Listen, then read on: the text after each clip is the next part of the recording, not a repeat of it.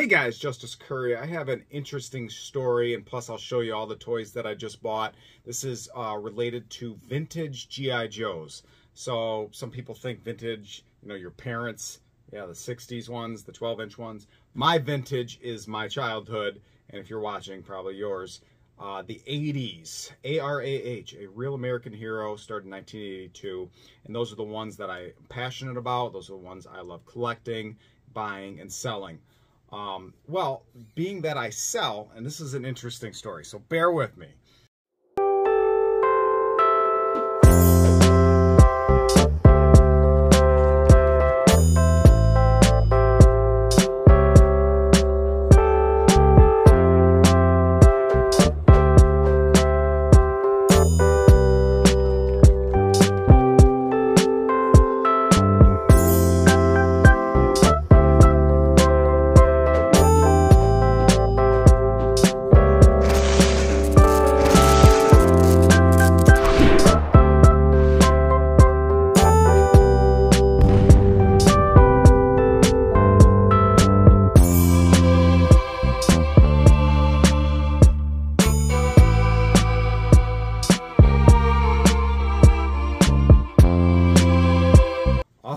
Before I show you the goods. So I always advertise that I buy toys. That's how I've been able to finance my collection and not use my real world money, is by buying a toy lot and flipping it.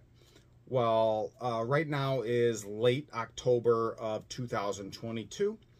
A guy, I get lots of messages, and even more so recently because of the economy not doing so well. Gas prices were up there to $5 a gallon. Food, everything's going crazy, so people are selling their toy collections a little more frequently. So I'm almost getting daily messages, which means I'm being a little more picky on what I buy, because I'm turning into a hoarder with all my stuff.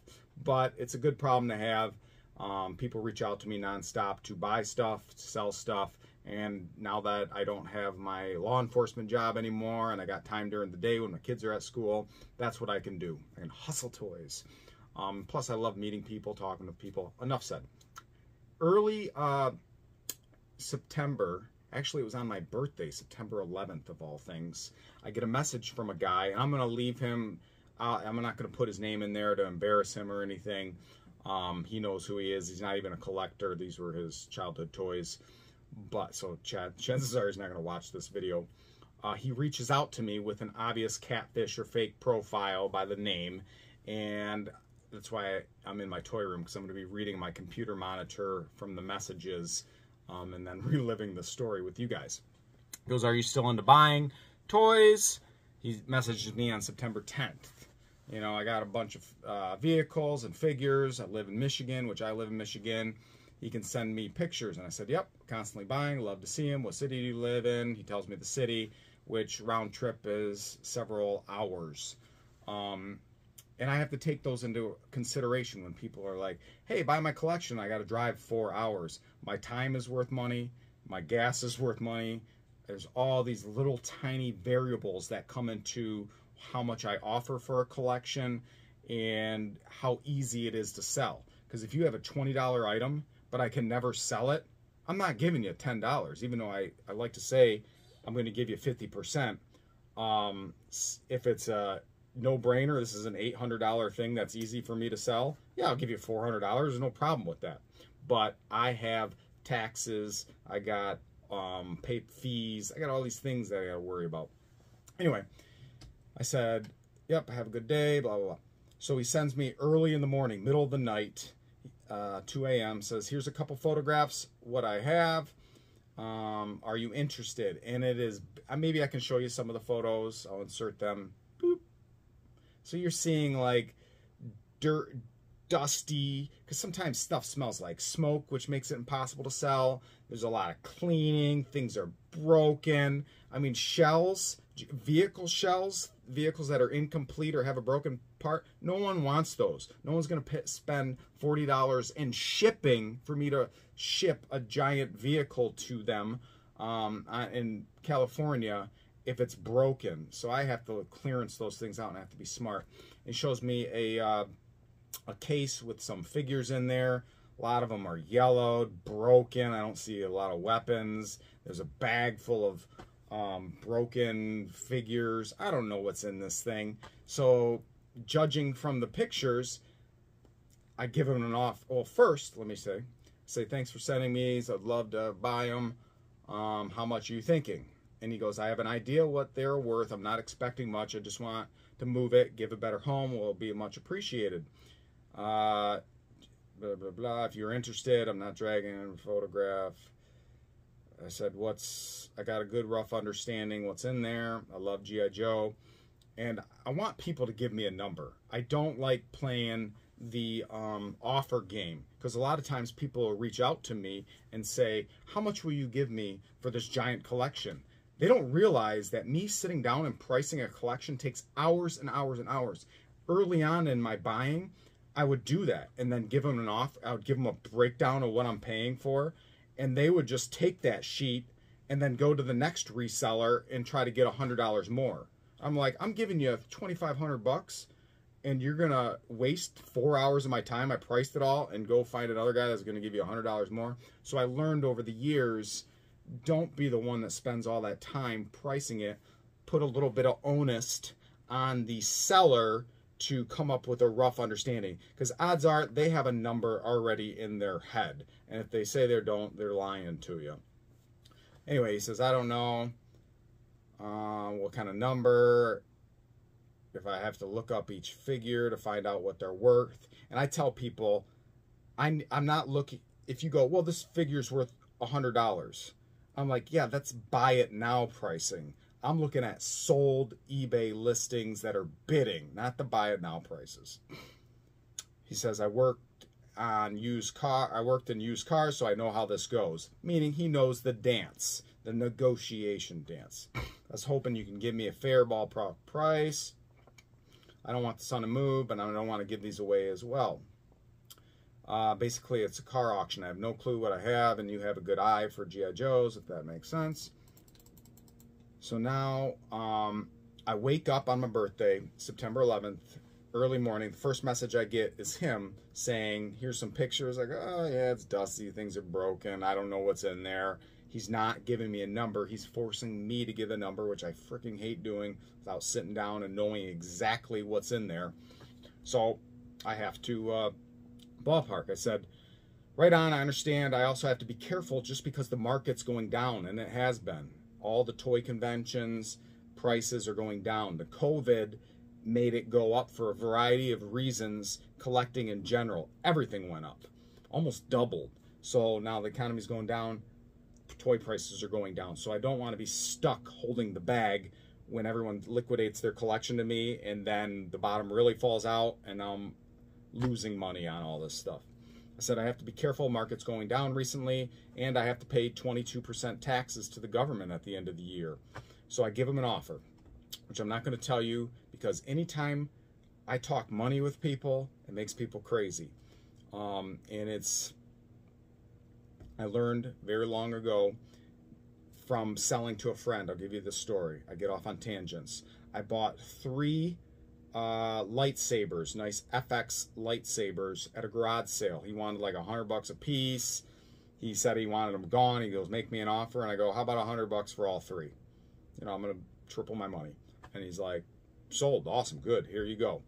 Well, I post a picture and I have a friend reach out and say, hey, I want that Darth Vader one. And I'm like, okay, sells for about $150. How about you give me $100? So I sell it to her for $100. And after I sell it to her, she keeps pressuring me, how much did you pay for it? And I don't like giving that, but I said, I paid $33. And she was mad. She was mad at me. She expected me to sell it to her for the price I bought it to her. And I tried to explain, I went garage sailing all day. All day. That was the only thing that I made my money on. So yeah, if I worked a full day of hard work, driving around, gas, all these things, I got to be compensated for it. And I know you're my friend. I gave you a deal. It was $150. I sold it to you for $100. But from ever since then, I go, I don't talk money to anybody. I never tell people what I pay for an item. It makes people crazy. So I said, I gave him the the price. I said, do they smell like animals? And he goes, it's worth more than that. Sorry, I'll try somewhere else. I'm no longer interested in selling to you. And I said, okay. I go, I know it's worth more than that amount, but there's many factors involved. Most important is my time. I figured we'd negotiate. That's okay. Sorry to offend you. He's like, no bad blood. I was in used car sales, so let's do this. And this is where he kind of got a little crappy with me. It's all right. I get it. And I don't hold nothing against people. We all make mistakes. I'm not perfect either. The way I do it is not gospel. Some people do it different. You might watch this video and go, Justice, you're ripping people off, or Justice, you're giving good deal. Everyone has their own little opinions, but at the end of the day, when I buy collections, it's business, and I have to be safe. And when there's a lot of variables unknown, okay. He goes, let's do this. $50,000 to start the bid, if this is the course you want to take. That's me being stupid. Let's talk about real money. And granted, I offered him several $100s. You know, you're going to double your money, double home run. I understand that from my car business. So what's the brass tacks? And then he throws out a number. And I go, okay, that's probably what it's worth. And then I give people this scenario.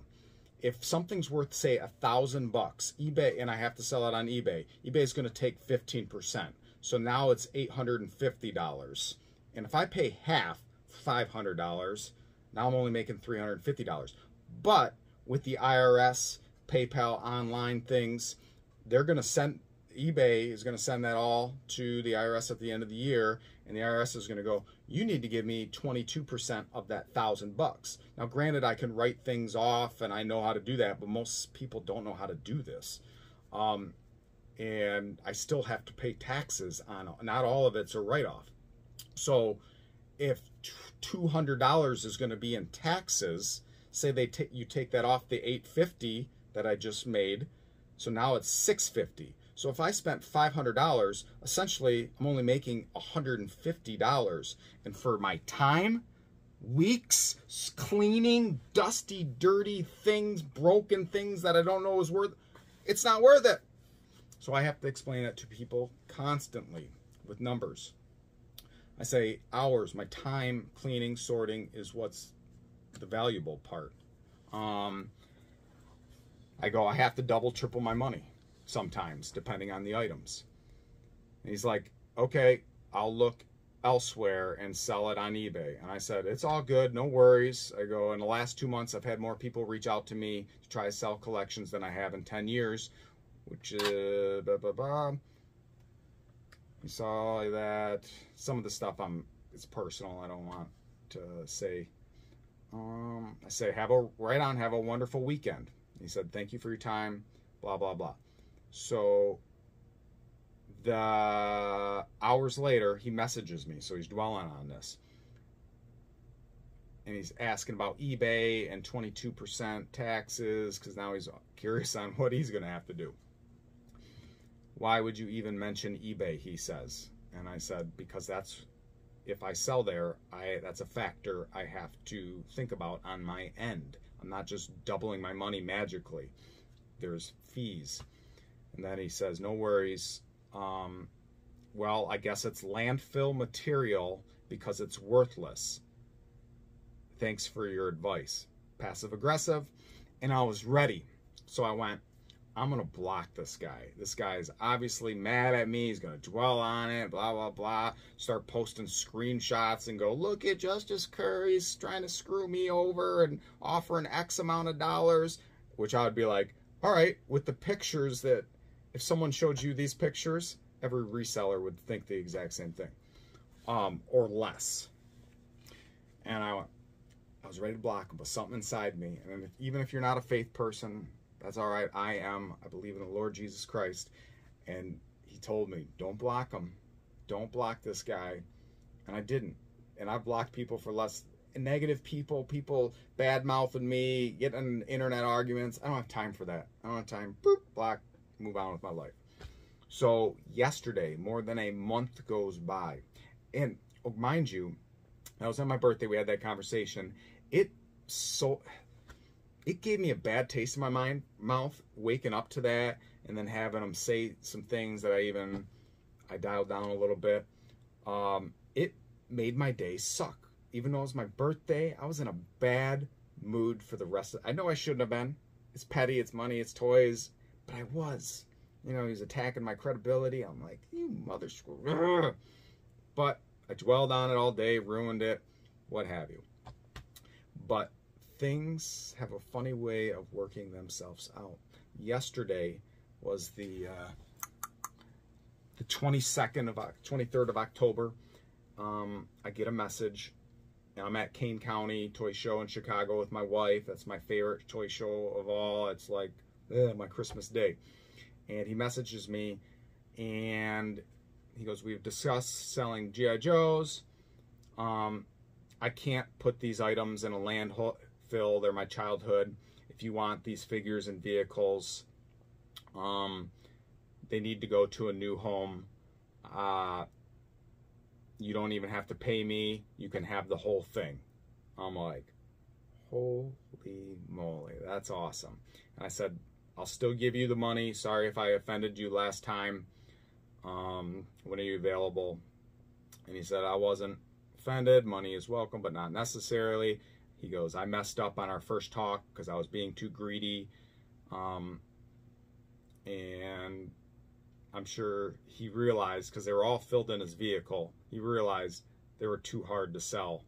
Because there's not a lot of me's. Yeah, there's a lot of resellers. You can find them here and there, but they're spread out.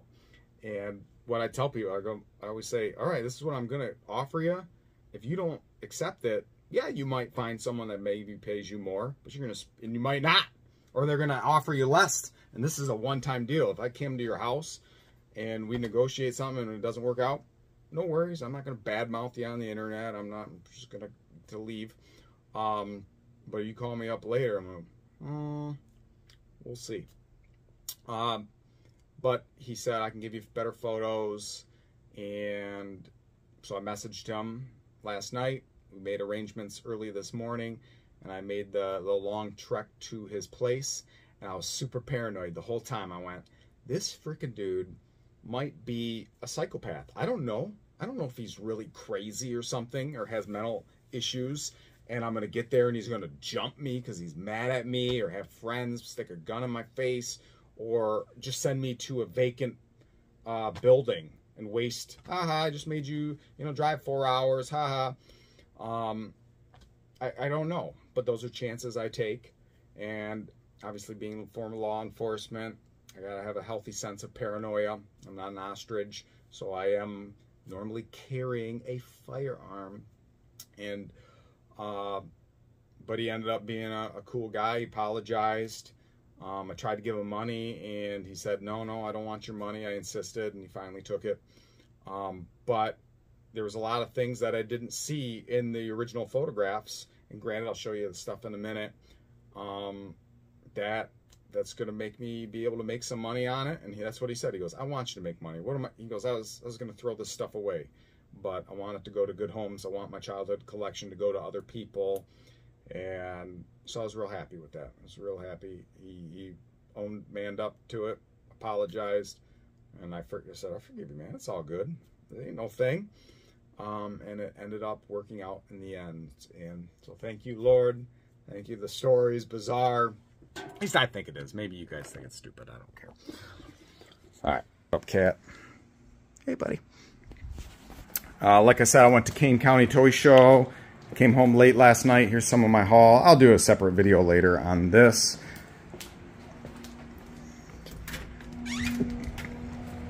So I got a nice little lot of items. Now, as you can see, things have a caked on dust and grime from being in an attic for 30 years. That takes a lot of time to scrub, to clean, to soap the bubbles. It might be broken. No one's going to want it. I got to almost give it away. But I hopefully will be able to find the parts and pieces in there and be able to complete some things. I got boxes And if things are cleaned up and in good working order, then I'll be able to sell them at a profit. He also he goes, hey, I got some Transformers if you want them. Threw in a box with some G1 Transformers. I see that Starcom is pretty darn desirable. The original box, I mean, the only figures that I saw when we first were talking was a bag of broken ones and these ones. And I was just like, you know what? I don't know. I mean, look at no one's going to want Broken Crotch, Duke, or Yellowed, Ace. So all these things affect the price. What I'm super excited about, check that out. You don't come across that very often. So I literally have not gone through anything. I haven't taken out anything. I got a nice little bag of figures that I had no idea that was going to be included. So stopped at another buddy's house on the way home from this, and he's like, that's why I shouldn't have told him the price. He's like, I'll give. I'm like, no. This is my happy place. This is what people reach out to me daily for, is to buy G.I. Joes. I'll sell things that I don't care about, but half my fun and a lot of my joy comes from sorting these, completing figures. I got bins and bins and bins of G.I. Joes, and I'm guessing there's going to be accessories in there, which is what I don't have enough of, and there could be some freaking treasures in there. So yes, thank you all for listening to that long, drawn-out story. I love you all. Be kind to one another. If you want to buy G.I. Joes, hit me up with your list. If you want to ever sell thin out your collection, hit me up as well. So, love you all. Take care. Bye-bye.